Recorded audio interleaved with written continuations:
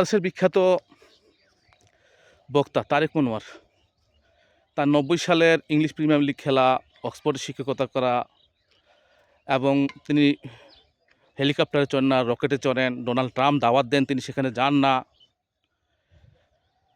নানা ধরনের গল্প গুজবের জন্য তিনি বিখ্যাত এবং তার কথার দ্বারা বোঝা যায় যে তিনি মিথ্যা কথা বলেন। সম্প্রতি আপনারা দেখেছেন যে তিনি দিনাজপুর এসে বলেছেন যে বেগম রোকেয়া দিনাজপুরে জন্মগ্রহণ করেছেন।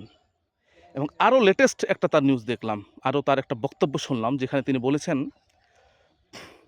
মোহাম্মদ ইকবাল ভারতের জাতীয় সঙ্গীত লিখেছেন। মানে একটা লোক কী ধরনের বক্তা হলে, কী ধরনের মানুষ হলে কোনো জিনিস না জেনে এভাবে কথা বলেন এবং এত ঘন ঘন মিথ্যা কথা বলতে পারেন। আপনারা জানেন যে ভারতের যে জাতীয় সঙ্গীত জনগণ মন, যেটা 1950 সাল থেকে ভারতের জাতীয় সঙ্গীত, এবং জাতীয় সঙ্গীতের সমমনা একটা অবশ্য সঙ্গীত সেখানে আছে যেটাকে তারা জাতীয় গীত বলে থাকেন বা রাষ্ট্রগীত বলে থাকেন, বঙ্কিমচন্দ্রের বন্দে মাতরম।